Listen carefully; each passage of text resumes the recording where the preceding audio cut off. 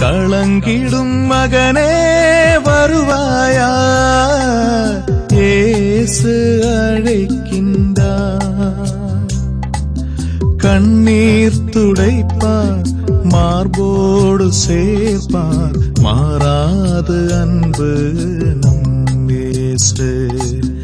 கண்ணீர் துடைப்பார், மார்போடு சேர்ப்பார், மாறாது அன்பு நம் இயேசு.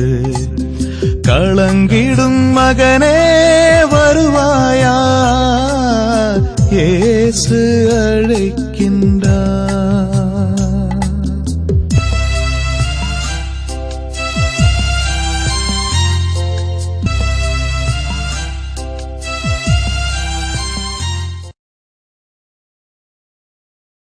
இயேசு கிறிஸ்துக்குள் பிரியமானவர்களே, ஆண்டவராய் இயேசு கிறிஸ்துவின் பரிசுத்தமுள்ள திருப்பெயரில் நல்வாழ்த்துக்கள். இந்த விடுநேர நிகழ்ச்சி வழியாக உங்களை சந்திப்பதிலே நான் மிகுந்த மகிழ்ச்சி அடைகின்றேன். ஆண்டவர் தந்திருக்கிற இந்த மாபெரும் கிருபைக்காக ஆண்டவரை உளமாற நான் போற்றுகின்றேன். நீங்களும் என்னோடு கூட இணைந்து அவரை போற்றுங்கள், அவரை துதியுங்கள், அவருக்கு நன்றி செலுத்துங்கள். ஏனெனில் நம் எல்லோரையும் ஒன்றாக நினைத்திருக்கிறாரே, இந்த விடுதலை நிகழ்ச்சி வழியாக நம்ம நினைத்திருக்கிறாரே, நம்மோடு கூட பேச இருக்கிறாரே. எனவே அவரை நாம் போற்ற வேண்டும், புகழ வேண்டும், அவருக்கு நன்றி கூற வேண்டும்.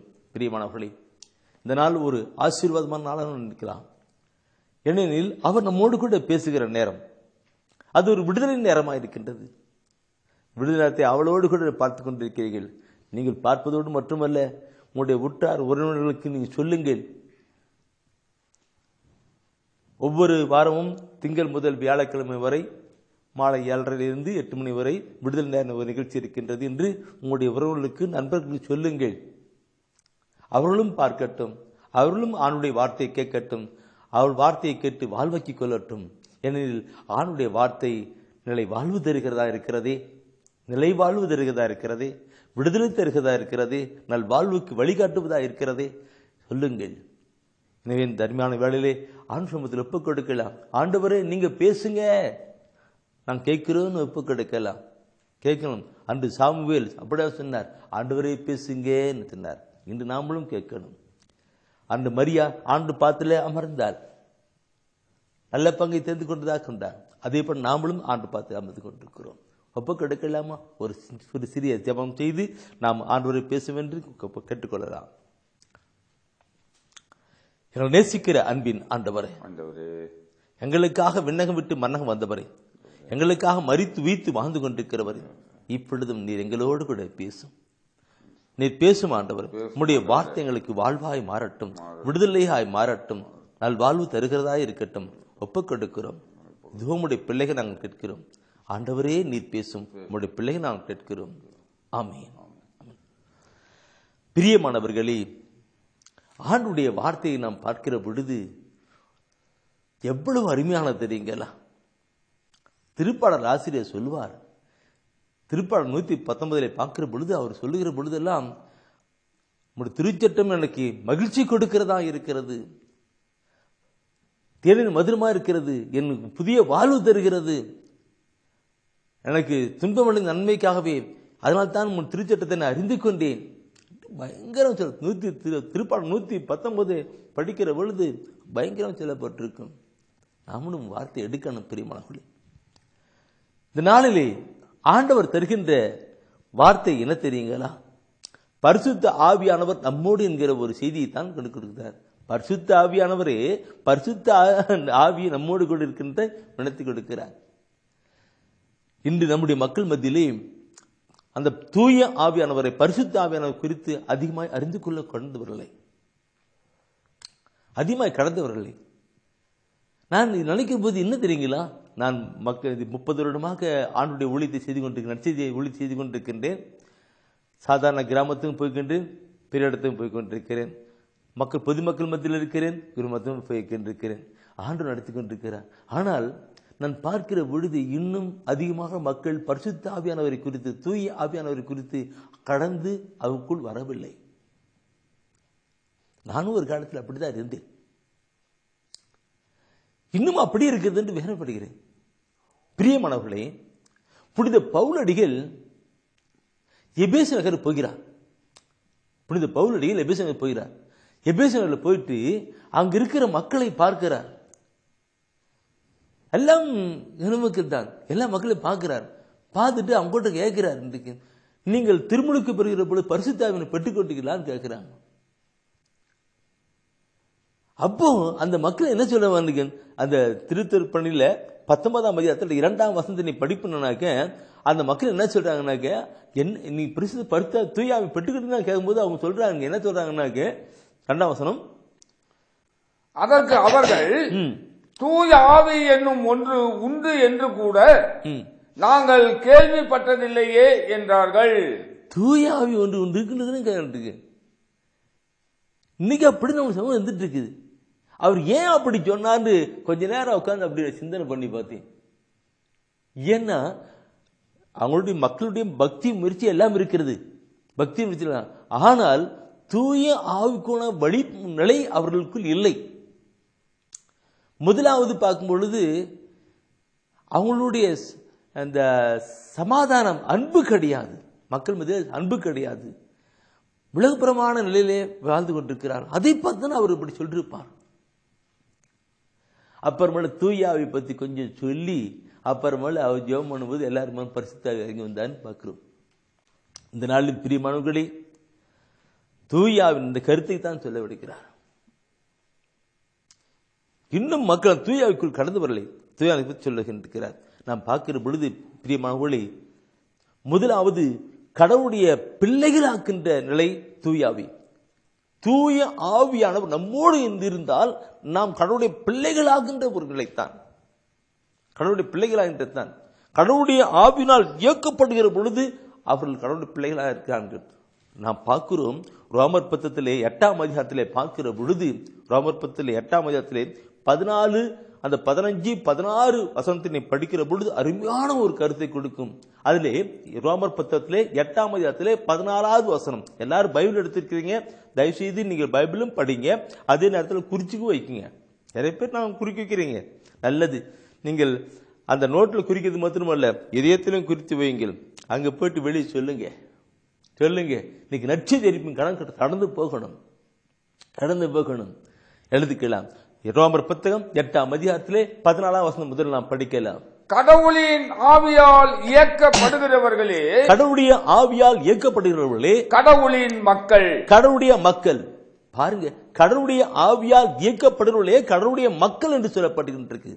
அப்ப கடவுளுடைய ஆவி ஒரு மனிதருக்குள்ளா வந்து அவனுக்குள் நிரப்பி அந்த இதயம் நிரப்பப்பட்டு அந்த உள்ளத்தின் நிறைவு பேசுதலும் செய்தலும் நடத்தலும் நடப்பிக்கிறதும். மனசில் தோன்றிச்சு பேசுறேன், மனசில் தோன்றிச்சு போகனேன், மனசில் தோன்றிச்சு. அப்போ மனிதனை இயக்கிறது ஒரு ட்ரெயின், ஒரு இன்ஜின் இருக்குனாக்க அதனுடைய பாகமெல்லாம் அந்த இன்ஜின் தான் இழுத்துட்டு போகுது. அதே போல தூய ஆவியானவர் தாமே நம்ம இயக்கி நம்முடைய சொல் செயல் அனைத்தும் இயக்கி கடவுளுடைய பிள்ளைகளாக இருக்கின்ற ஒரு நிலைத்தான், இந்த கடவுளுடைய பிள்ளைகளாக இருக்கிற நிலைத்தான். அப்படிப்பட்ட ஒரு நிலை நமக்கு இருக்கணும்.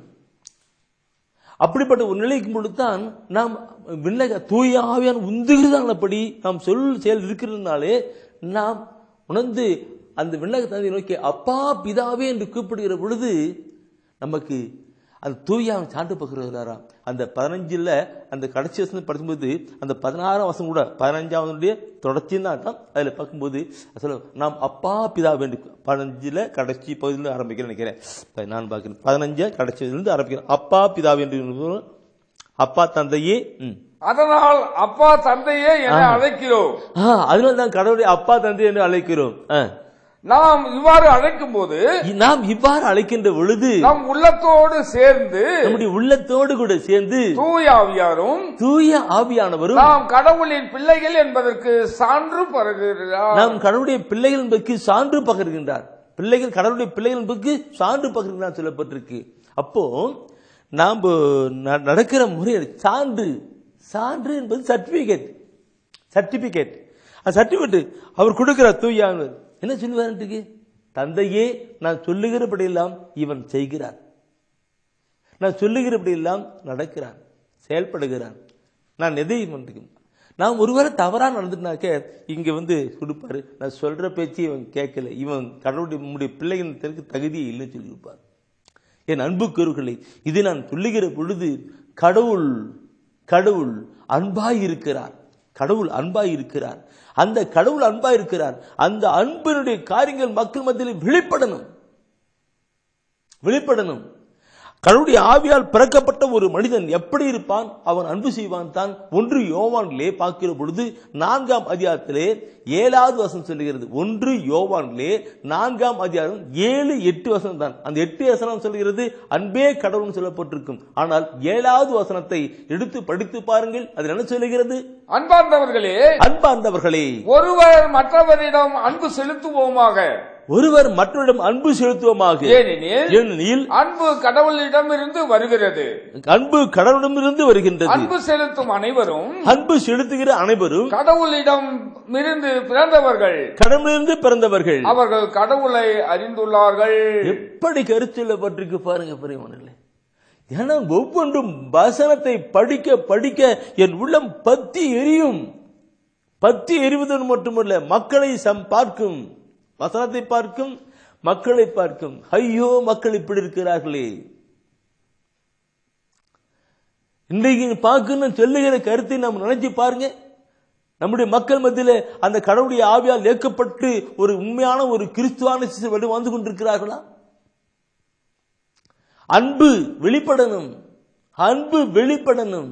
அன்பினால் நிரப்பப்பட்டு வெளிப்படணும். அவன் தான் உண்மையான ஒரு கிறிஸ்து அவன் சொல்லப்பட்டிருக்கிறது.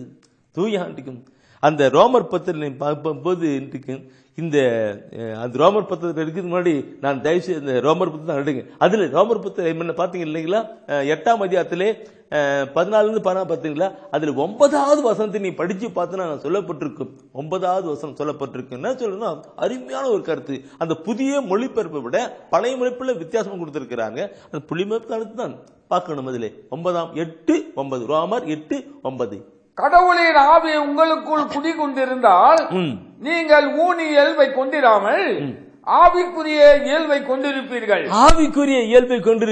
கிறிஸ்துவின் ஆவியை கொண்டிராதோர் அவருக்கு உரியோர் அல்ல. கிறிஸ்துவின் ஆவியை கொண்டிராதோர் அவருக்கு உரியவர் அல்லன்னு சொல்லப்பட்டிருக்கு. பிரியமானவர்களே, அந்த கிறிஸ்து அன்பு செய்தார். எப்படிப்பட்ட அன்பு! எல்லாரையும் மன்னித்து ஏற்று கொண்டிருக்கிற அன்பு இல்லைங்களா? எல்லாரையும் மன்னித்து ஏற்றுக்கொள்ளுகிற ஒரு அன்புதான் அந்த அன்புக்கும். இன்னைக்கு நாம் பார்க்கணும். நம்முடைய மக்கள், நான் சொல்லுகிற பொழுதெல்லாம் நான் மக்களை தாக்கி பேசதான் இருக்கும். இல்ல, கடவுள் சொல்லுகிறார். ஆண்டவர் தூயாம் சொல்லுகிறார். இந்த மக்கள் மத்தியிலே அப்படிப்பட்ட ஒரு அன்பின் நிலை காண முடியவில்லை. உலகப்பிரமான பக்தி முயற்சி இருக்கின்றது, அங்கே அன்பு இல்லை. எனவே தான் புனித பவுலடிகள் கேட்கிறார், நீங்கள் ஆவியை பெற்றுக்கிட்டீங்களா கேட்கிறார். அந்த கேள்வியை இன்று நாம் ஒவ்வொருக்குள்ள நம் சமூகத்தில் கேட்டு பார்க்கணும் இல்லைங்களா? அந்த தூயாவின் பார்க்கணும். அந்த இயேசு கிறிஸ்து சிலுவையிலே தொங்கிற பொழுது, தந்தையே இவர்களை என்னதென்று தெரியாமல் செய்கிறார்கள், இவர்களை மன்னியும் என்று சொன்னார். இன்று எனக்குள் மன்னிப்புகின்ற ஆவியும், நமக்கு எதிராக யார் செஞ்சாலும் எதை செய்தாலும் அதெல்லாம் மன்னிக்கணும். அதுதான் உண்மையான கிறிஸ்தானத்துவம், உண்மையான கிறிஸ்தான். அப்பதான் நமக்கு அந்த அன்பு வெளிப்படணும். அன்பின் சொல்லிலே, செயலிலே, நடத்திலே, வாழ்க்கையிலே வெளிப்பட வேண்டும். இந்த நிலையை கொண்டு வரணும் பிரியமானவர்களே. இப்படிப்பட்ட நிலையை நான் பார்க்கிற பொழுது அந்த கடவுளுடைய ஆவி, இந்த வசனம் எனக்கு இல்ல தீங்கு போயிட்டு வந்திருக்கேன். அந்த கிறிஸ்துவின் ஆவி ஒருவன் கொண்டிராவிட்டால் அவன் கிறிஸ்துவன் அல்லன்னு சொல்லப்பட்டிருக்கல்லவா? இப்போ தயவு செய்து ரோமர் புத்தகத்திலே 5ஆம் அதிகாரத்திலே 5வது வசனத்தை நீங்க பார்ப்பீர்கள் என்றால், அந்த கிறிஸ்துவின் ஆவி ஒரு மனிதருக்குள் செயல்பட்டால் எப்படி இருக்கும் என்பதை அங்கே ரோமர் புத்தகத்திலே 5ஆம் அதிகாரத்திலே 5ஆம் வசனம் சொல்லுகிறார். அந்த எதிர்நோக்கு ஒருபோதும் ஏமாற்றம் தராது. அந்த எதிர்நோக்கு ஒரு பொழுதும் ஏமாற்றம் தராது. ஏனெனில் நாம் பெற்றுள்ள தூய ஆவியின் வழியாக கடவுளின் அன்பு நம் உள்ளங்களில் பொழியப்பட்டுள்ளது. தெய்வத்தினுடைய கடவுளுடைய அந்த இயேசு கிறிஸ்துவுடைய ஆவி நம்முடைய உள்ளத்திலே பொழியப்பட்டிருக்கிறது சொல்லப்பட்டிருக்கிறது. அன்பே கடவுள் என்ற அன்புக்கு இணையேது சொல், அன்பே தெய்வம் என்றால் அன்புக்கு இணையேது சொல், அன்பே கடவுள் என்ற அந்த அன்பின் ஆள்தான் கடவுள் தான். அந்த ஆவி, அவருடைய ஆவியை நமக்குள் கொடுக்கிறார், அவருக்கு நமக்குள் கொடுக்கிறார். எனவே தான் நாம் பாடுகிறோமே, ஆலயத்திலே வழிபாட்டு கோட்டங்களிலே நாம் பாடுகிறோமே, ஆவி ஆனவரே அன்பின் ஆவியானவரே இப்போவாரும் இறங்கி வாரும் எங்கள் மத்தியிலே. பாடுகிறோம், பாடலாய் மாத்திரம் போய்கொண்டிருக்கிறது, ஆனால் வாழ்வு கொண்டு வரவில்லையே, இல்லைங்களா? ஆக்கான பெரியமாக்களே, ஆவியானவர் அந்த ஆவியானவர் எந்த நிலை புனித பவுல் கொண்டு இருக்கிற கருத்தை அப்படியே நான் புனித யோவான் கொண்டு வருகிறேன். அந்த கருத்தை அப்படி சொல்லி கொண்டு வருகிறார். யோவான்லே அந்த கருத்தை ஒவ்வொன்றும் சிந்தித்து பாருங்கள். நாம் நம்முடைய சமூகத்தை நினைத்து பாருங்கள். 1 யோவானை படிக்கிற பொழுது 3ஆம் அதிகாரத்திலே 10வது வசனத்திலே அங்கே யோவான் அழுத்தமா ஒரு கருத்து சொல்லி கொடுக்கிறார். எப்படி பார்ப்போமானாக்கு அது நமக்குள் சுற்றும், இவன் கிறிஸ்துவனா இல்லையான்னு சொல்லி கொடுக்கணும். நேர்மையாய் செயல்படாதவரும் தம் சகோதர சகோதரியிடம் அன்பு செலுத்தாதவரும் தன்னுடைய சகோதர சகோதரியுடைய அன்பு செலுத்தாதவரும் கடவுளிடம் இருந்து வந்தவர்கள் அல்ல. இதனால் கடவுளின் பிள்ளைகள் யார் என்றும் அழகையின் பிள்ளைகள் யார் என்றும் புலப்படும். 2 பாயிண்ட் கொடுத்து 2 பாயிண்ட் வச்சு விழிச்சிட்டார். நல்லா இறைவசன வார்த்தை தான். என்ன சொல்லுகிறது? உலகப்புறமான பக்தி முறிச்சல் என்ன சொல்லுகிறது? நேர்மையாக செயல்படாதவரும் சொல்லுது. ஃபர்ஸ்ட் பாயிண்ட், நேர்மையாக பரிசுத்தமான ஒரு வாழ்க்கை வாழாதவர்களும், உண்மையான உத்தமமான நேர்மையான காரியங்கள் செய்யாதவரும் செயல்படாதவரும். 2வது, தன் சகோதர சகோதரி அன்பு செலுத்தாதவரும், கடவுளிலிருந்து வந்தவர்கள் அல்ல, கடவுளில் பிறந்தவர்கள் அல்ல, அவருடைய கடவுளுடைய பிள்ளைகள் அல்ல. சிந்திக்கணும். நேர்மையாக செயல்படாதவரும் உண்மையாக செயல்படாதவரும் சொல்லிட்டு அங்க கொண்டு வந்தார். 2வது, தன் சகோதர சகோதரி அன்பு செலுத்தார். அவரெல்லாம் கடந்து வந்தவர்கள் சொல்லுகிற பொழுது நம் சமூகத்திலே நாம் பார்க்கணும், முடிவுகளை பார்க்கணும், சிந்தித்து பார்க்கணும். இந்த அன்புக்குரியவர்களே, கடவுளுடைய ஆவி நமக்குள் இருக்குமானால், நம்மோடு கூட பரிசுத்த நம்மோடு இருக்குமானால், நாம் உண்மையாகவே கடவுளுடைய பிள்ளைகளாக இருந்து நாம் அவருக்குள் கடந்து போக முடியும். அப்படியே ஒப்புக் கொடுக்கலாம். இந்த உங்கள் கருத்துக்கள்லாம் கேட்டிருப்பீங்க, உங்கள் உள்ளத்தை தொட்டு கொண்டிருக்கும். நீங்க ஒருவேளை கடவுளுடைய பிள்ளைகளாக வாழ்ந்து கொண்டிருக்கலாம். வாழ்த்துக்கள், பாராட்டுக்கள். ஆனால் இன்னும் எவ்வளவு மக்கள் அப்படிப்பட்ட நிலையிலே நேர்மையாக உண்மையாக வாழப்படாத நிலையில் இருக்கிறார்கள், ஒருவர் அன்பு செய்யாமல் இருக்கிறார்கள். அவர்கள் நினைத்து பாருங்கள். நான் நினைக்கிறேன், நீங்க நினைங்க, ஜெபியுங்க, அவர்கள் எல்லாரும் மீண்டும் அவர்கள் எல்லாம் கடவுள் பிள்ளைகளை மாற வேண்டும் என்று. முதல் பாயிண்ட். அடுத்த ஒரு பாயிண்ட் நான் சொல்லிக் கொடுக்கிறேன் பிரியமானவர்களே. தூய ஆவியார் நம்மில் இருந்தால் ஒரு பெரிய ஒரு காரியங்கள், தூய ஆவியார் நம்மிலே செயல்படுகிற பொழுது எப்படி இருக்கும் என்பதை ஒரு சுருக்கமாக சொல்லி நாளை தினத்திலும் அந்த கருத்தை நான் சொல்லி வருகிறேன். தூய நமக்குள் வருகிற பொழுது என் அன்புக்குரியவர்களே, நாம் அதை உணர முடியும், நம்முடைய வாழ்க்கையில உணர முடியும். கடவுள் என்னோடு கூட இருக்கிறார், ஆண்டவர் என்னோடு கூட இருக்கிறார், உள்ளத்திலே உணர முடியும். நம்முடைய பரிசுத்த நடத்தையிலே நம்முடைய செயல்பாட்டிலே அவர் நடத்துகின்ற ஒவ்வொரு காரியங்களிலும் நாம் அவர் உணர முடியும். யோவான் நற்செய்தியிலே நாம் பார்க்கிற பொழுது, இப்போ தூய ஆவிய நம்பிலே என்ற ஒரு தலைப்பிலே கருத்து கொண்டிருக்கிறேன். யோவானிலே 14ஆம் அதிகாரத்திலே 16-17 வசனத்தை நீ படித்து பாருங்கள். தூய ஆவி நம்மோடு என்ற நிலையில அங்க முக்கியமான ஒரு கருத்தா இருக்கும்.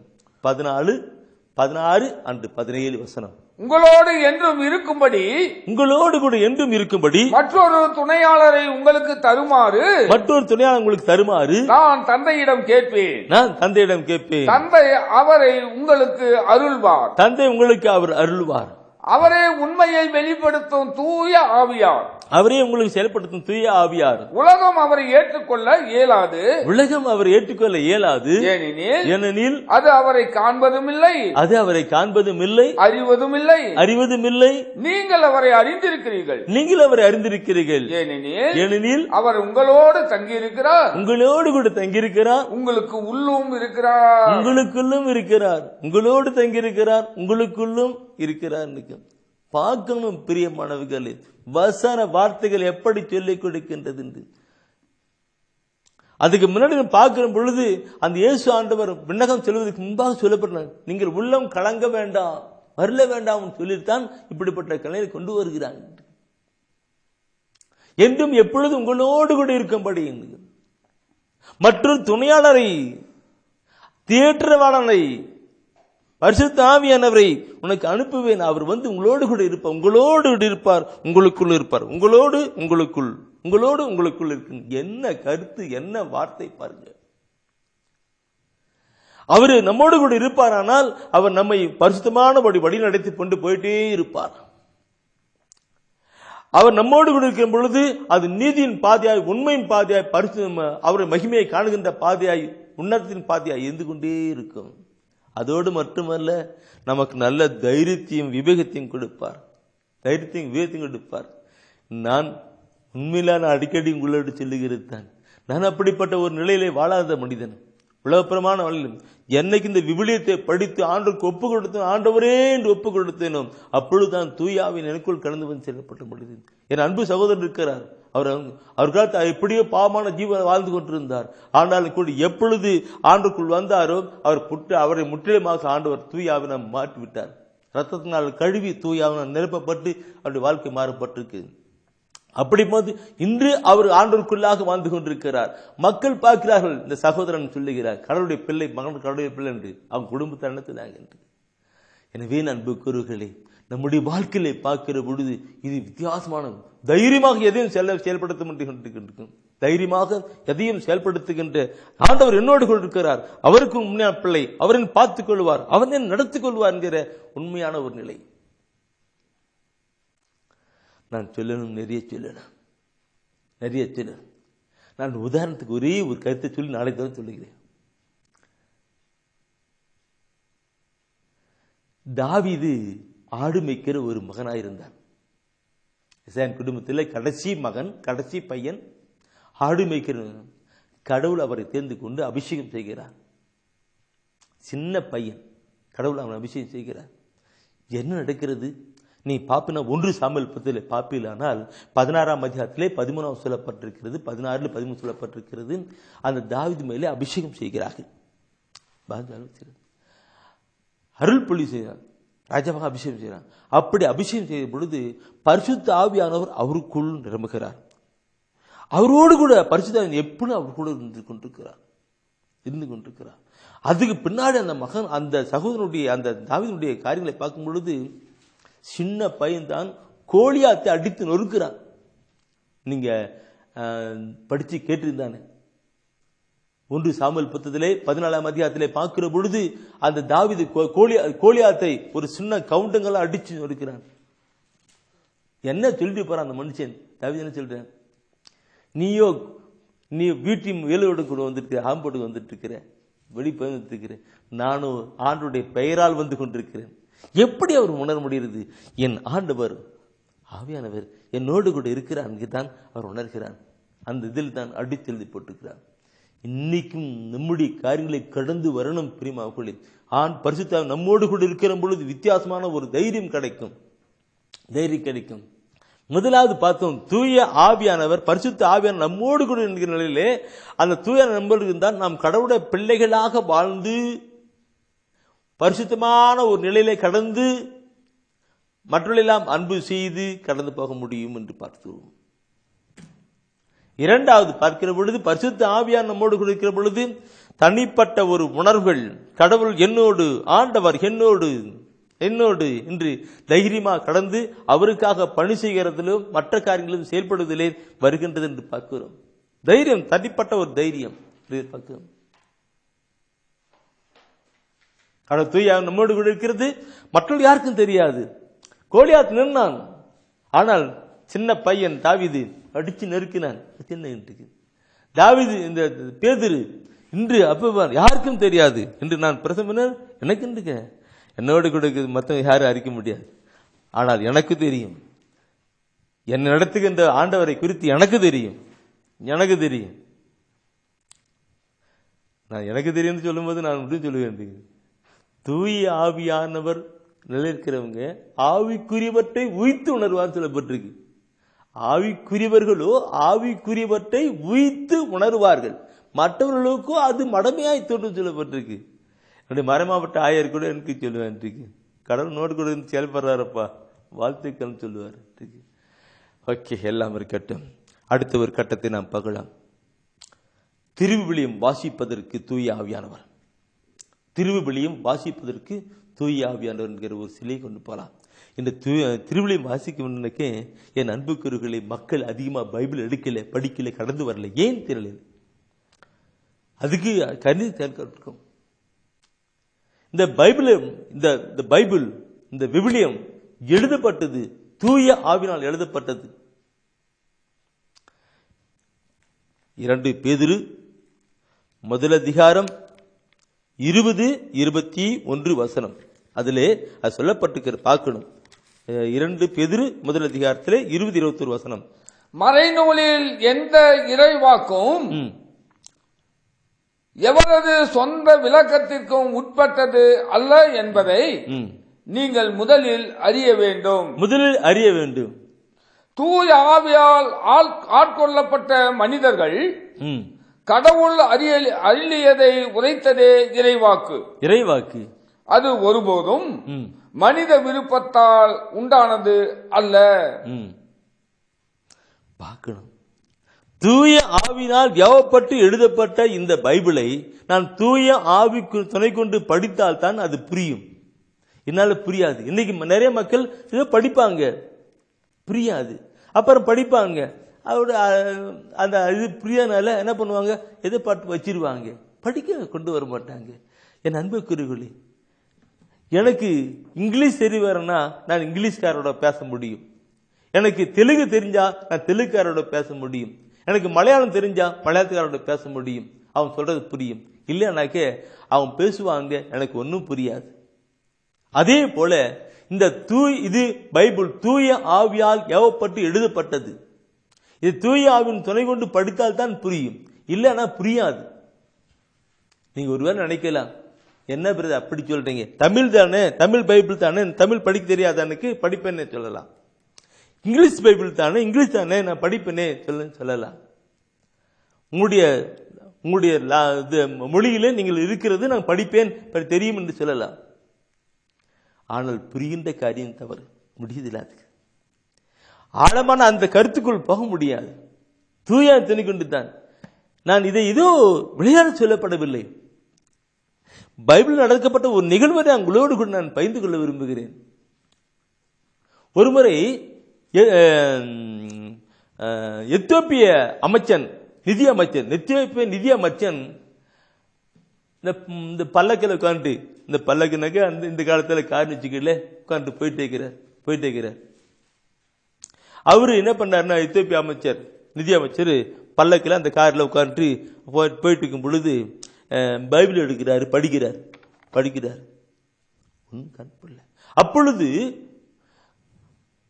தூய ஆவியானவர் பார்க்கிறார். தூய ஆவியானவர் பார்த்து பிலிப்பிட்ட சொல்றார், பிலிப்பு அந்த எத்தியோப்பிய நிதி அமைச்சர் பைபிளை படிச்சுட்டு போயிட்டு இருக்கிறார், கொஞ்சம் போய் ஹெல்ப் பண்ணுங்கன்னு சொல்லிட்டு அனுப்புறார். இந்த கருத்து அந்த நிதி அமைச்சர் பிலிப் வரார். வந்துட்டு அந்த நிதி அமைச்சர்கிட்ட வந்துட்டு, ஐயா வணக்கம் வணக்கம், நீ என்ன படிச்சுட்டு இருக்கிறீங்க? பைபிள். எந்த பகுதி? ஏசாயா பகுதி. நீ படிக்கிறது உங்களுக்கு புரியுதா?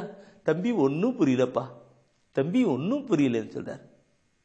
அப்புறம் பிலிப்பு பக்கம் உட்காந்துட்டு சொல்லி கொடுக்கிறார்.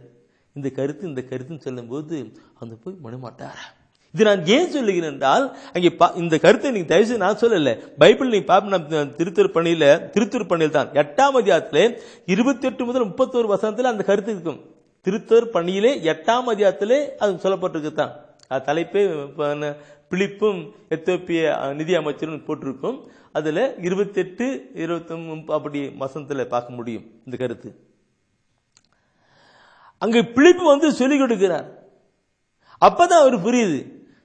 என் அன்புக்குரியவர்களே, இந்த விவிலியத்தில் எழுதப்பட்டது தூய ஆவியானவர். இந்த விவிலியத்தில் எழுதப்பட்டது பரிசுத்த தூய ஆவியானவர். அந்த ஆவியானவரே எனக்குள் இருப்பாரானால் நான் இந்த பைபிளை படிச்சா நல்லா புரியும். இல்லைன்னா புரியாது, அது புரியாது. அதனால தான் பார்க்கிறோம் பிரியமானவர்களே, 1 யோவானிலே 2ஆம் அதிகாரத்திலே 27வது வசனத்திலே பார்க்கிற போது, 1 யோவானிலே 2ஆம் அதிகாரத்திலே 27வது வசனத்தை நீ பார்ப்பீர்களானால் அங்கே புனித யோவான் மிக தெளிவாய் கூறுகின்றார். இந்த விவிலியத்தை படிப்பதற்கு, கற்று உணர்வதற்கு, அறிந்து ரசித்து மகிழ்வதற்கு அங்கே சொல்லிக் கொடுக்கிறார். என்ன? நீங்கள் அவரிடமிருந்து பெற்றுக்கொண்ட அருள் பொழிவு உங்களுக்குள் நிலைத்திருக்கிறது. அதனால் உங்களுக்கு எவரும் கற்பிக்க வேண்டிய தேவையில்லை. உங்களுக்கு யாரும் கற்றுக் கொடுக்க தேவையில்லை. மாறாக நீங்கள் அவரிடமிருந்து பெற்றுக்கொண்ட அருள் பொழிவால், அந்த அருள் பொழிவால் அனைத்தையும் கற்றுக்கொள்கிறீர்கள். அருள் பொழிவு உண்மையானது, பொய்யானது அல்ல. நீங்கள் கற்றுக்கொண்டதற்கு ஏற்ப அவரோடு இணைந்து வாழுங்கள். அது அடிஷனல் பாருங்க. 1 யோவான்ல 2ஆம் அதிகாரத்திலே 27ஆம் வசனத்திலே சொல்லிக் கொடுக்கிறார். இந்த விவிலியத்தில் எழுதப்பட்ட தூய ஆவியானவர், பரிசுத்த ஆவியானவர் உங்கள் மேல் அருள் பொழிவு செய்திருக்கிறார், அபிஷேகம் செய்திருக்கிறார். தூய ஆவியின் அபிஷேகம் பெற்றிருக்கிறீர்கள். எனவே உங்களுக்கு யாரும் கற்றுக் கொடுக்க தேவையில்லை. அந்த பிலிப்பு வர தேவையில்லை, அந்த பிரதர் வர தேவையில்லை, அந்த சிஸ்டர் வர தேவையில்லை, அந்த பாதர் வர தேவையில்லை, அவர் யாரும் வர தேவையில்லை. அந்த பரிசுத்த ஆவியானவரே உனக்கு எல்லாவற்றையும் குறித்து கற்றுக் கொடுப்பார் சொல்லப்பட்டிருக்கிறது. நான் முதல் முறை பைபிளை படிக்கிற பொழுது நான் கடவுளால் அழைக்கப்பட்டேன். என்னுடைய பங்கு தந்தை கிட்ட போய் சொன்னேன். அவர் சொன்னாரு, உங்ககிட்ட பைபிள் இருக்கான்னு கேட்டாரு. என்கிட்ட பைபிள் அப்ப கிடையாது. கடவுளை அழைக்கிற பொழுது என்கிட்ட பைபிளே கிடையாது. அதில் எங்க பங்கு தந்தை தான் முதல்ல ஒரு பைபிள் எடுத்து கொடுத்து, போய் தம்பி படிங்க சொல்லி கொடுத்தார். நான் பைபிள் படிச்சனாக்க ஒன்னும் எப்படி தூய ஆவியானவரை எனக்கு வெளிப்படுத்தி கொடுங்க, அப்படி படிச்சு ஒப்பு கொடுத்தேன். என்னை அழைத்தவரே என்னை கற்றுக் கொடுங்க, எங்கேயோ இருந்து என்னை அழைச்சவங்களே என்னை கற்றுக் கொடுங்க ஒப்பு கொடுத்தேன். ஒப்பு கொடுக்கிற பொழுதுதான் அந்த பரிசுத்தான் வந்தார். அது பின்னாடி தான் நான் அப்படியே தூய ஆவிக்குள் கடந்து போன முடியுது. ஒரு புத்தகம் எழுத முடிந்தது. இன்னைக்கு அநேக பேர் புத்தகம் வாங்கிட்டு இருப்பேன் நினைக்கிறேன். கடந்த 29 வருடமாக புத்தகம் எழுதி கொண்டிருக்கிறேன். நான் முறை எழுதிட்டு எங்க பங்கு சாமியை கொடுத்தேன், செய்தி கொடுத்தேன். அப்போ அவர் வாங்கி படிச்சு பார்த்துட்டு எப்படி எழுதணும் கேட்டாரு. தூயான உணத்தை எழுதணும் பார்த்து சொன்னேன். அருமையா இருக்கேன்னு சொல்லிட்டு அந்த புத்தகத்துக்கான காரியங்களை செஞ்சார். அதன் முதல் இதுவரை நடந்துகிட்டு இருக்கு. ஆண்டவர் சொன்னார், எந்த விலையோ சந்தாவோ குறிப்பிட வேண்டாம், யாரு நீ பணம் கேட்க வேண்டாம், நானே மக்களுடைய உள்ளத்தில் குடிக்க செய்வேன்னு சொல்லிட்டு நடைபெற்றே வருகிறார். 29 அடிச்சிட்டு இருக்கிறார். நான் அடிக்கடி சொல்லுவேன், உங்களுக்கு அந்த புத்தகம் தேவையென்றால் உங்களுடைய முகவரி எங்களுக்கு அனுப்பி வைங்கள், நாங்கள் உங்களுக்கு புத்தகம் அனுப்பி வைக்கிறோம் என்று சொல்லுவேன். உங்களுடைய உற்றார் உறவினர்களுக்கு, நண்பர்களுக்கு இந்த புத்தக ஊழியத்தை குறித்து சொல்லுங்கள். முடிந்தால் அவருடைய முகவரியெல்லாம் வாங்கி அனுப்புங்கள். அவர் சொல்லுங்க, அறிமுகப்படுத்துங்க. அவங்களுக்கு அப்போது நிறைய பேர் யாரும் செய்யறதில்லை. யார் செய்யறாங்க? செய்யணும். உலகமெல்லாம் நட்சதி போனாக்க உங்க வழியா உங்களுடைய உற்றார் உறவினர்களுக்கு சொந்தங்கள் பங்கு போகணும். செய்யுங்க. கடவுளுடைய காரியம். சரி, எனவே அந்த கருத்து எங்கேயோ போய்கிட்டு இருக்கிறது. நான் மீண்டும் தூயாவுக்குள்ள வருகிறேன். ஏன்னாக்க தூயாவின் அந்த பைபிள் அந்த இறைவசன வார்த்தை படிக்கிறதுக்கு கொண்டு தான் பண்ணுங்கன்னு. இன்னைக்கு அந்த வசனம் படிக்கிறது வந்து அந்த தூயாவின் வருகிற பொழுது ஆட்டோமேட்டிக்கா நல்லா படிக்க முடியும். படிக்க அந்த அழுப்பொழி உங்களுக்கு இந்த விவிலியத்தில் எழுதப்பட்ட அந்த ஆவியானவர் உங்களுக்குள் இருக்கு முன்னாலே எல்லாவற்றையும் கற்றுக் கொடுப்பார். அபிஷேகம் கொடுக்க சொல்லப்பட்டிருக்கிறது. இன்னைக்கு நிறைய பேர் படிக்க முடியல. ஏன்? அதுல இல்லாதனால தான் முடியல. அடுத்து எடுங்க யோவான் நட்சத்திரம் எடுங்க.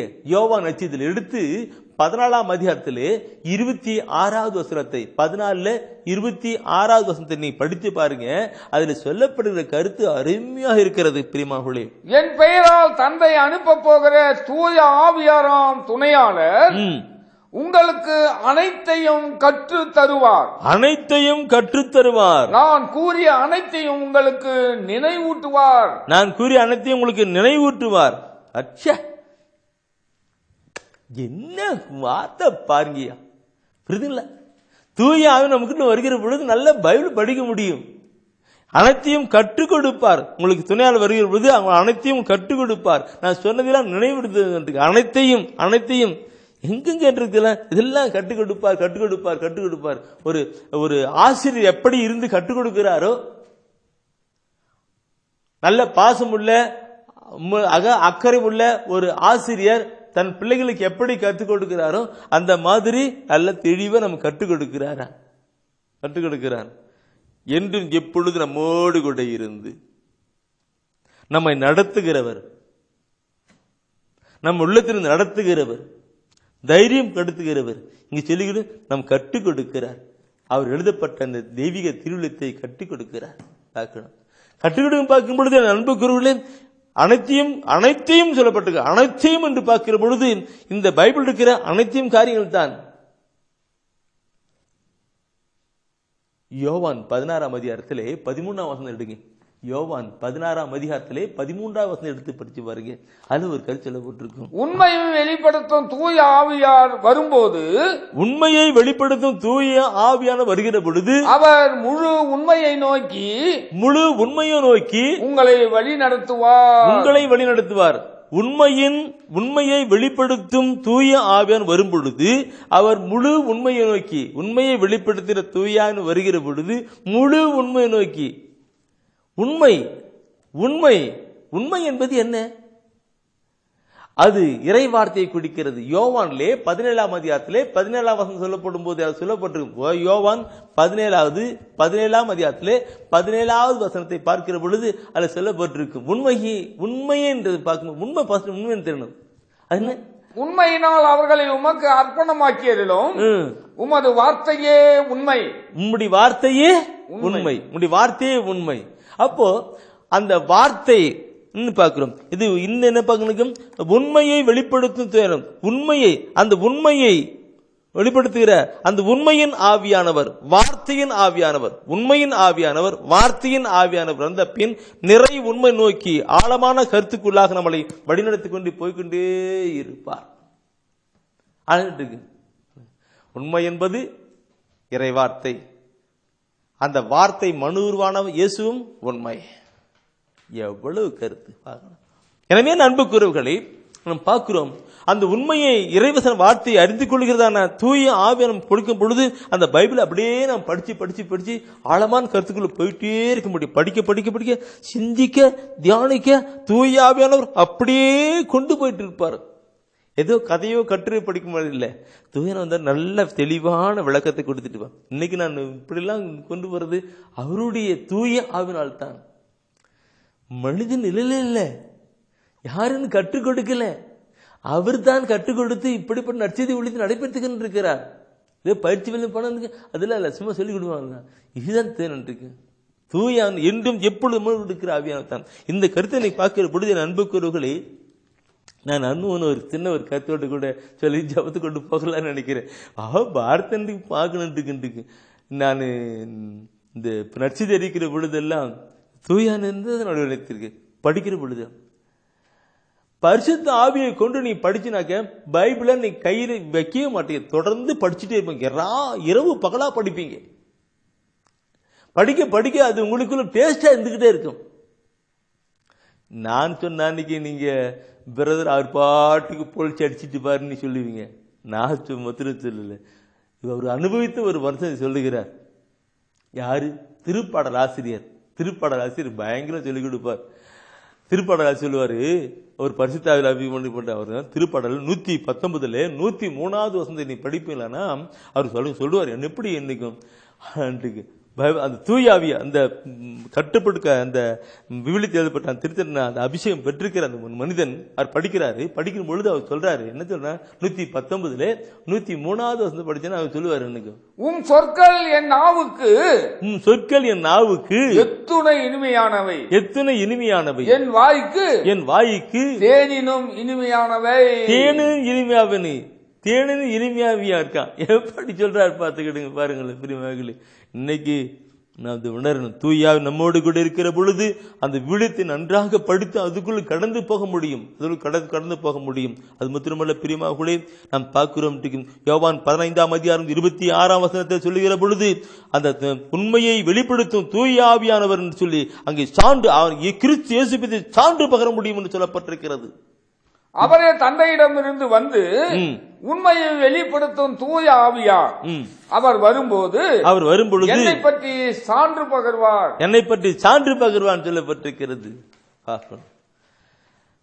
இப்படிப்பட்ட ஆவியை நாம் பெற்றுக்கிற பொழுது என் அன்பு குறைகளே, முதல்ல அந்த அவருக்கு அவருடைய பிள்ளைகளாக அன்பின் பிள்ளைகளாக பரிசுத்தமான பிள்ளைகள் அன்பின் பிள்ளைகளாக இருக்க முடியும். ஒரு தைரியத்தோடு கூட கடந்து முடியும். நன்றாக பைபிளை படிக்க முடியும், பைபிள் படிக்க முடியும். நம்ம ஒப்புக்கு எடுக்கணும். இன்று தூயாவின் எப்படி ஜெபித்துக்குள் நடத்துகிறான் என்பது குறித்து நாம் ஜெபிக்கிறோம். இன்னைக்கு என்ன மக்களை நாம் ஜெபம் பண்ணிக்கிட்டு இருக்கிறோம், எப்படி ஜெபம் பண்ணிட்டு இருக்கிறோம் என் அன்புக்குறளை பார்க்கணும்.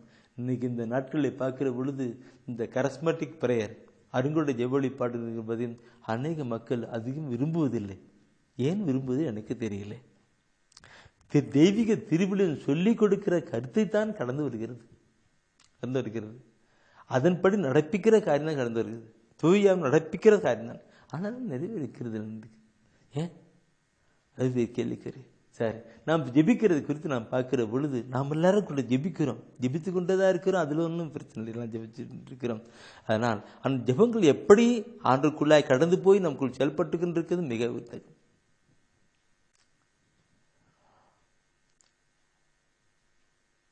ஏசியாவில் பக்கத்திலே சொல்லப்பட்டிருக்கும், நீங்க குறிச்சுக்கிட்டுங்க, படிக்க வேண்டாம், குறிச்சுக்கிட்டுங்க. ஏசியாவில் 29ஆம் அதிகாரத்திலே 13வது வசனம் சொல்லப்பட்டிருக்கும். ஏசியாவில் 29 என்ன சொன்னா, இந்த மக்கள் உதட்டினாலனை போட்டுகிறார்கள், புகழுகிறார்கள், ஜெபிக்கிறார்கள், ஆனால் அவருடைய உள்ளமோ என்னை விட்டு தொலைவில் இருக்கிறது. அவர்கள் வெறும் மனனம் செய்ததை சொல்லிக் கொண்டிருக்கிறார்கள் சொல்லப்பட்டிருக்கும். எப்படி மனனம் முதல்ல சொல்றாங்க, உள்ளமோ தொலைவில் இருக்கிறது, வெறும் மனநம் பண்ணது சொல்லிட்டு இருக்கிறாங்க அப்படின்னு சொல்லப்பட்டிருக்கோம். அந்த ஏசியாவில் 29 வருஷம் குறிச்சிங்க, அப்புறம் படிங்க. இந்த கருத்தை ஆண்டவராக இயேசு கிறிஸ்து கூட தன்னுடைய புதிய ஏற்பாட்டில் சொல்லிக் கொடுத்திருக்கிறார். அதுல அவர் எப்படின்னா சொல்றாருனாக்க, மத்தேயுவில் 15ஆம் அதிகாரத்தில் 8ஆம் வசனம், மத்தேயுவில் 15ஆம் அதிகாரம் அது சொல்லுவார். என்ன சொல்லுவாருனாக்க, இந்த மக்கள் உதட்டினால் போட்டுகிறார்கள், புகழுகிறார்கள், ஜெபிக்கிறார்கள், அவருடைய உள்ளமோ என்னை விட்டு தொலைவில் இருக்கிறது, இவர்கள் என்னை வழிபடுவது வீண் என்கிறார். எப்படி பார்த்துக்கிடுங்க. அவங்க அங்க பழைய ஏற்பாட்டில் ஏசியா இருக்கணும் அப்படி சொல்லிட்டு இருக்கிறாங்க, இங்க புதிய ஏற்பாட்டில் இயேசு சொல்லிருக்கிறார் வீண் என்று சொல்லுகிறார். மனமான ஏன்னா நமக்கு உள்ளத்திலே 1008 பிரச்சனை போராட்டங்கள் இருக்கும். குடும்பத்தை குறித்து, தனிப்பட்ட வாழ்க்கை குறித்து, பிள்ளைகளுடைய எதிர்காலத்தை குறித்து கடந்த எத்தனையோ பிரச்சனை போராட்டம் இருக்கும். அப்போ இதோ உடல்நிலை போட்டு ஜெபம் பண்ணிருக்கிறது இல்ல, தூயாவியானால் உந்தப்பட்டு நாம் ஜெபிக்கணும். நம்முடைய மனதெல்லாம் அவரோடு கூட சங்கமம் ஆகணும். ஐயாவை பார்த்து நாம் பேசணும், ஆண்டவரை பார்த்து நாம் பேசணும், அந்த தலைவரை பார்த்து பேசணும், அப்பாவை பார்த்து நாம் பேசணும். நம்முடைய உள்ளம் அவரோடு கூட சங்கமாகணும். அது இல்லாமல் இருக்கிற ஏசியாவில் சொல்லும் போது 26ஆம் அதிகாரத்தில் 20 குறிச்சுக்கிட்டீங்களா, எல்லாம் வசனம் தான். 26 சொல்லப்பட்டது. சற்று நேரம் அவருக்குள் மறைந்து கொள்ளும் சொல்லப்பட்டிருக்கும். சற்று நேரம், கொஞ்ச நேரம் அவருக்கு அப்படியே பிரசனத்துல போகணும். போகணும். அப்படி இல்லாம ஒரு ஜெபம் கிடையாது. சற்று நேரம் அவருக்குள்ள மறைஞ்சுக்கிடணும். இந்த உலகத்தை எல்லாம் மறந்து, முன்னாடி போகுது என்ன, பின்னாடி வருது என்ன, நடக்குது உள்ள மறந்து அவரையே பார்த்து அவருக்கு நேரம் உலகத்தை மறந்து தூயாரு கடந்து போகணும். இப்படி வழிபடுகின்ற ஒரு வழிபாட்டைத்தான் ஆண்டவர் விரும்புகிறார். எடுத்து படிங்க, யோவான் எடுங்க, தயவுசெய்து எடுங்க. இந்த காலகட்டத்திலேன்னு சொல்ல வருகிறேன். இறுதி நாட்களிலே காலகட்ட தூயாவிற்குள்ள ஜெபம். நானும் ஒரு காலத்தில் அப்படிதான் வாழ்ந்துகிட்டு இருந்தேன். ஆனா தூயாவிற்குள் வருகிற பொழுது மாற்றம் அடையணும், ஜெபங்கள் மாற விடணும். யோவான் 4ஆம் அதிகாரத்திலே 23-24 வசனம் சொல்லுகிறது என்ன? 23-24 வசனம் சொல்வது என்ன? காலம் வருகிறது, காலம் வருகிறது, ஏன் வந்தே விட்டது, ஏன் வந்தே விட்டது. அப்பொழுது உண்மையாய் வழிபடுவோர், உண்மையாக வழிபடுகிறவர்கள் தந்தையை அவரது உண்மை இயல்புக்கு ஏற்ப, தந்தையை அவருடைய உண்மை இயல்புக்கு ஏற்ப உள்ளத்தில் வழிபடுவர். உள்ளத்துல வழிபடுவாங்க. தம்மை வழிபடுவோர் இத்தகையோராய் இருக்கவே தந்தை விரும்புகிறார். இத்தகையோராய் இருக்கவே தந்தை விரும்புகிறார். கடவுள் உருவமற்றவர். அவரை வழிபடுவோர் அவரது உண்மை இயல்புக்கு ஏற்ப உள்ளத்தில் தான் வழிபட வேண்டும் என்றார். உள்ளத்தில் தான் வழிபட வேண்டும். இது வாயில பேசிக்கிட்டு உள்ளம் எங்கேயோ போக கூடாது, உள்ளத்தில் தான் வழிபட வேண்டும் என்று சொல்லுகிறார். உள்ளத்தில் இருக்கு. என் அன்புக்குரிய எத்தனை கருத்து இருக்கு. உள்ளத்தில் தான் வழிபடணும்னு சொல்லிட்டு இருக்கு. காலம் வருகிறது, ஏன் வந்து விட்டது. கடந்த காலத்தில் இப்படியே ஜெபம் பண்ணிட்டு, ஆனா இப்ப காலம் வருகிறது, ஏன் வந்து விட்டது. இப்ப ஜெபத்தை மாத்துங்க, உள்ளத்துல வழிபடுங்க, உள்ளத்துல வழிபடுங்கன்னு சொல்லி கொடுக்கிறது. தூயாவுக்குள்ள ஜெலிப்படுங்க. இந்த நிலையை, இந்த உள்ளத்தில் வழிபடுகின்ற நிலையை பழைய மொழிப்பை பண்ணி படிப்பினா உள்ளத்தில் வழிபடுக்கும். அதுல அந்த மற்ற நிலைக்கும் இருக்கும். ஆபியிலும் உண்மையிலுமா இந்த ஒரு கருத்துக்கு வந்திருக்கும். என்ன இருக்கும்? அப்போ இந்த இறைவசன வார்த்தையெல்லாம் படிக்க படிக்க படிக்க உள்ளத்திலே டேக்கப் ஆயிட்டு இருக்கு. அப்போ தூயானு உணர்த்துவார். நம்மளுக்கு பிரச்சனை குழந்தை பாக்கியம் இல்லை, ஆண்டு சொல்லிக் கொடுப்பார், தூயான்னு சொல்லிக் கொடுப்பார். ஏசியாவில் இந்த அதிகாரத்தில் இந்த வசனம் ஆண்டவர் சொன்ன வார்த்தை, அந்த வார்த்தையை சொல்லி ஜெபம் பண்ணி உனக்கு ஆண்டை கொடுத்துருவார். ஆவியிலும் இறை வார்த்தை உண்மையிலும். திருமணமாகல கடவுள் சொல்லிக் கொடுப்பார். இந்த அதிகாரத்தில் இந்த வசனத்தில் அவர் சொன்ன வார்த்தை தூயனை சொல்லிக் கொடுப்பார். அது சொல்லி அவர் கண்டிப்பு கொடுப்பார். ஏன்னா வானத்து மழையும் பனி பூமியில் இருந்து எப்படி பசுமை அப்படியே வார்த்தை இருக்குன்னு அவர் சொல்லிருக்கிறார். அது மாத்திரம் வரல, எஸ்ஐகேல பார்க்கும்போது அவர் சொல்லுவார் இருக்கு, நான் சொல்ற வார்த்தை நிறைவேறி 12ஆம் அதிகாரத்தில் 25ஆம் வசனம் இருக்கும், சொன்ன வார்த்தை நிறைவேறி தீர்வு சொல்லிட்டு இருக்கிறார். அதனால அவர் சொல்லி வார்த்தை சொல்லுங்க இங்க தூயான சொல்லி கொடுத்துட்டே இருப்பார். அது வெற்றியின் ஜெபமாக இருக்கும், ஒரு ஆசீர்வாதமாக இருக்கும், உள்ளத்துல அவரோட டச்சிங் ஆகிற மாதிரி இருக்கும். அப்படி உள்ள சரி. அடுத்தது இந்த கருத்தை ரோமர் புத்தகத்துல 8ஆம் அதிகாரத்துல 26 மற்றும் 27 வசனத்தை நீங்க எடுப்பீங்கன்னா இந்த கருத்துக்கு தூயாவின் எப்படி ஹெல்ப் பண்றார், எப்படி செயல்பட்டு கொண்டு போறார் என்பதை குறித்து ரோமர் புத்தகம் 8ஆம் அதிகாரத்துல 26 and 27 வசனத்துல அங்கு நமக்கு சொல்லிக் கொடுக்கிறார். சொன்ன கருத்தான் இங்க கொஞ்சம் விளக்கமா அழுத்தமா சொல்லிக் கொடுக்கிறார். பாருங்க, புனித பவுல் சொல்லி தரார். இவ்வாறு தூய ஆவியார் நம் வலுவற்ற நிலையில் நமக்கு துணை நிற்கிறார். நமது வலுவற்ற நிலையில் நமக்கு துணை இருக்கிறார். ஏனெனில் எதற்காக எப்படி நாம் இறைவனிடம் வேண்டுவது என்று நமக்கு தெரியாது. தூய ஆவியார் தாமே சொல்வ வடிவம் பெற முடியாத நம்முடைய பெருமூச்சுகளின் வாயிலாய் நமக்காக பரிந்து பேசுகிறார். உள்ளங்களை துருவி ஆயும் கடவுள் தூய ஆவியாரின் மனநிலையை அறிவார். தூய ஆவியாரும் கடவுளுக்கு உகந்த முறையில் இறை மக்களுக்காக பரிந்து பேசுகிறார். எப்ப அருமையான கருத்து அப்பா. இந்த 2 வசனங்களை பத்தி பிரசங்கம் பேசணும்னாக்கே, சிந்தி தியானிக்கணும்னாக்கே மணிக்கணக்கா சிந்தி தியானிக்க முடியும்.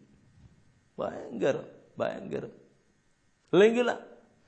இப்படிப்பட்ட ஒரு நிலை கொண்டு வரணுக்கு உள்ளங்களை ஊடுருவி காண்கிற இந்த உள்ளத்தில் 1008 பிரச்சனை போராட்டமா இருக்கின்ற உள்ளங்களை ஊடுருவி காண்கிற இறைவனை கேட்டபடி இறை மக்களுக்காக இறைவனை கேட்டபடி இறைமக்களுக்காக அவரே தூய ஆவியானவரை பரிந்து ஜெபிக்கிறார். இந்த வசன வார்த்தையெல்லாம் எடுத்து கொடுத்து, இந்த வசன வார்த்தையெல்லாம் அவர் வாக்கு தத்தம் எடுத்து கொடுத்து, வாக்கு தத்தம் சொல்லி உள்ளத்தின் ஆழத்திலே அவரை அப்படி போற்றி கொண்டு போகிற நிலைத்தான் உள்ளத்திலே ஆழத்தைப்படுகிறோம். இப்படி கொண்டு ஒரு ஜபத்தை கொண்டு போகணும். இப்படி ஜபத்தை இதுதான் முன்ன சொல்லப்பட்ட இப்படி ஜெபிப்பவர்களையே தந்தை விரும்புகிறார் என்று முன்ன வசந்த படிச்சோம். எதுல? யோவான் 4ஆம் அதிகாரத்துல 24. இப்படி ஜெபிப்பது தந்தை விரும்புகிறார். இப்படி ஜெபிக்கிறான். அது வெற்றியின் ஜெபமாக ஆசீர்வாதமான ஜெபமா இருக்கும். ஆசீர்வாதமான ஜெபமா இருக்கும். பார்க்கணும் பிரியமார்களே, உள்ளத்துல இது வாயில பேசிக்கிட்டு உள்ளம் வங்கி வைக்க கூடாது. அங்க சங்கமாயிட்டு அவர் வாக்குத்தங்களை சொல்லி, ஆண்டவரே இப்படி சொன்னீங்களே அப்பா தாங்க அடுத்தங்க சொல்லி அப்படி ஜெபிக்கிற நிலையை தூய ஆவியானத்தை கொடுப்பான்னு சொல்லப்பட்டிருக்கிறது. இன்னைக்கு பாடல் சில பேர் பாடுறோம் இருக்கு. அந்த பாட்டுல சும்மா முன்ன சொன்னப்பட்ட இயேசு அந்த ஆண்டு சொன்னார் இல்லைங்களா, முதல் நாள் அவங்க பாடுறாங்க பேசுறாங்க உள்ளமோ தெளிவு, அப்படிலாம் இருக்கக்கூடாது. பாடுற பாட்டு உள்ளத்தில் உணர்ந்து ஆவிக்குள்ள பாடணும். ஆவிக்குள்ள பாடணும். ஒரு முறை பாடுவது 2 முறை ஜெபம் பண்ணுவதற்கு சமம் சொல்லிருக்காங்க இல்லைங்களா? ஒரு முறை பாடுவது 2 ஜெபம். அப்போ ஆவில நிரம்பி பாடுகிற பொழுது எப்படி இருக்கும்? புனித பவுல் எபேசு திருமத்துல 5ஆம் அதிகாரத்துல, எபேசியர் 5:19 வசனத்திலும், கொலோசியர்ல 3ஆம் அதிகாரத்துல 16வது வசனத்திலும், 5:19 கொலோசியர் 3:16 இந்த 2 வசனத்துல அங்க சொல்லி கொடுக்கிறாங்க, ஆவிக்குரிய பாடல்களை பாடி ஆண்டவரை உளமாற போட்டுங்கள் என்று. ஆவிக்குரிய பாடல்களை பாடி ஆண்டவரை பாடுங்க. அப்போ ஆவிக்குள்ள அப்படியே பார்க்கும்போது என்ன பண்ணுவோம்? நம்ம ஆண்டவர் கூட ஐக்கியமாயிட்டு இருப்போம். Praise the Lord. ஆண்டவருடைய கூட ஐக்கியமாயிடும். அந்த உள்ளம் அப்படியே சங்கமாயிக்கிட்டு இருக்கும். உலகத்தை மறந்து பாடுகிறது தான். மத்தன் பாடும்போது என்ன தெரியுங்களா, அவர் பார்க்க வேண்டிய இப்படி இல்லை, அப்படி இல்லை. சில பாடல்களும் பயங்கர படம், உள்ளத்தை உணர்ந்து பாடுவாங்க. மூடு இருப்பதுதான் உள்ளத்தின் வாஞ்சையாம், சித்தம் செய்வதுதான் இதயத்தின் ஏக்கமையாம். ஏசையா உம்மைதானே என் முன்னே நிறுத்தி உள்ளேன். ஏசையா உம்மைத்தானே என் கண்முன்னே நிறுத்தி உள்ளேன். அப்ப அவர் நிறுத்திய அப்படியே பார்க்கணும். அவருடைய ஒவ்வொரு நிலையும் நான் அடிமையை கொண்டு வருது பாடுகளைத்தான், இயேசுடைய பாடுகளைத்தான் அதிகமா கொண்டு வருவேன். ஏன் பிரதர்னாக்க அது பாரம் என் மேல விழுந்த பாரம். அதனால தான் நான் பார்ப்பேன். அது இயேசுடைய கல்வாரி பாடுகளை அப்படியே கொண்டு போய் சிலுவை அடிச்சு ரத்தம் தந்துடும். பார்த்து உலகமெல்லாம் மீட்படைக்க பாடுகள் போட்டீங்க, ரத்தம் சிந்தனைங்க, உயிரை கொடுத்தீங்க. இன்னைக்கு உலகத்தை எவ்வளவு மக்கள் மீட்படைஞ்சிருக்கிறாங்க. உலகத்தை எவ்வளவு மக்கள் அவர் பார்த்து நான் கத்திட்டு இருப்பேன். இது அவர் கொடுத்த தாகம் தான். அவர் பார்த்து என் அன்பு குரலை தூய ஆவியால் உந்தப்பட்டு அப்படி பாடி கொண்டு வரணும். இருக்கும் பாடுற பாடல்கள், ஜெபிக்கிற ஜெபங்கள் முன்ன தூய ஆவியால் இறைவசன வார்த்தை படிக்கிற பொழுது தெளிவாகவும் சொல்லப்பட்டிருக்கலாம்.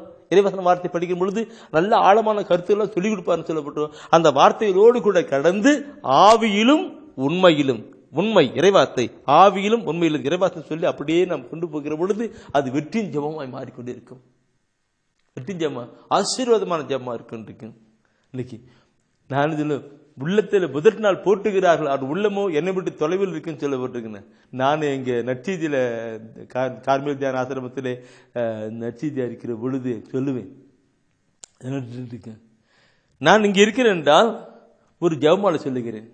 ஜெபமாலை சொல்லுகிற பொழுது நான் இங்கே இருக்கிறேன், என்னுடைய உள்ளம் அன்னை மரியாவை பார்த்து கொண்டிருக்கிறது. அந்த மாதாவுடைய திரு உருவத்தை பார்த்து கொண்டு அவர் சொல்லிக்கொண்டேன். இந்த மாதிரி கொண்டு போகணும், உள்ளத்திலும் வழிபடணும். என் அன்பு அப்படி ஜெபம் பண்ணிட்டு தான் உண்மையான உள்ளத்தில் வழிபடுவதுதான் தந்தை விரும்புகிறார் என்று பார்க்கிறோமே. முதற்காக சரி. எனவே அப்படிப்பட்ட நிலையில் வருகிற பொழுது என் அன்புக்கு அது வெற்றியின் ஜெபமா இருக்கும் என்பதை நான் சொல்லவில்லை. புனித பவுல் சொல்லிக் கொடுக்கிறார் பாருங்கள். புனித பவுல் எபேசிய திருமுகத்திலே 6ஆம் அதிகாரத்திலே 18ஆம் வசனம் பார்ப்பீர்களானால் 6:18 பார்க்கும்போது அவர் சொல்லிக் கொடுப்பார். என்ன என்று பார்க்கணும். எல்லா வேண்டுதல்களையும் மன்றாட்டுகளையும் இறைவனிடம் எழுப்புங்கள். இறைவனிடம் எழுப்புங்கள். எப்பொழுதும் தூய ஆவியின் துணை கொண்டு வேண்டுதல் செய்யுங்கள். இதில் விழிப்பாயிருந்து இறை மக்கள் அனைவருக்காகவும் மன்றாடுங்கள். பாருங்க, போதும். நான் சொல்லுகிற மையமான கருத்து எனக்கு, தூய ஆவின் துணை கொண்டு வேண்டுதல் செய்யுங்கள். இதில் உறுதியாய் நிலைத்திருந்து விழிப்பார்கள். பிரதர்ஸ் சிஸ்டர்ஸ், நிலைத்திருந்து உறுதியாய் நிலைத்திருந்து விழிப்பாய் இருங்கள். அதுக்கு மேல நான் ஒன்னும் சொல்லல.